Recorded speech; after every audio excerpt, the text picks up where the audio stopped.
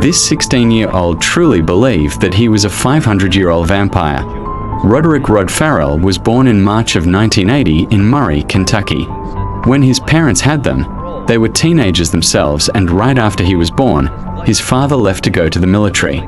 His mother, Sandra, was the one who raised him, and they lived on and off with her parents for years.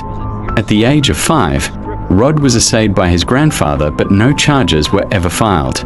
When they weren't living with her parents, they would live in public housing, and Sandra would work as an exotic dancer. Sandra admitted to dabbling in vampirism, and as soon as Rod was a teenager, he followed in her footsteps. Rod was a fan of fantasy role-playing games, and him and other teenagers would live this vampire lifestyle. While they were all together, they would all wear black, listen to gothic music, and drink each other's blood. Rod's mom was also in this vampire clan, and she would be writing letters to this 14-year-old boy who was also in the same clan, telling him that she was going to be his bride for eternity. In 1990, Rod and his mom ended up moving to Florida since her parents got a home over there. Once Rod began living there, he met a girl named Heather Wendorf, who was described as a troubled teen who would disobey her parents every time they would ask her to clean her room.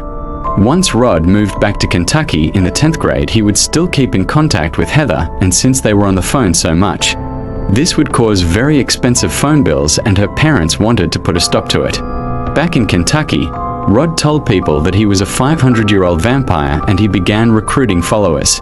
It seemed like Rod was recruiting troubled teens, and in October of 1996, they all broke into an animal shelter and killed 2 puppies.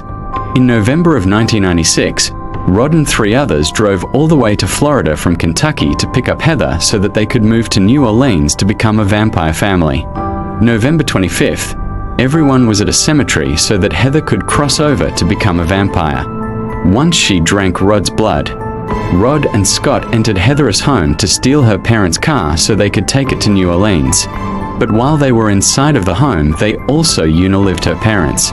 Heather's 17-year-old sister is the one who found their parents' dead bodies, and apparently Heather didn't know that Rod was going to take the life of her parents. After 4 days on the run, police caught up with the group on November 28th. Once they were arrested, Rod claimed that he was being framed by a rival group of vampires. Scott pled guilty and was given 2 life sentences. Dana was given a 17-year sentence, and Charity was given a 10-year sentence. As for Rod, he pled guilty to 2 counts of murder, and he will be released when he is 51 years old. As for Heather, she never got into any kind of trouble for her parents' death.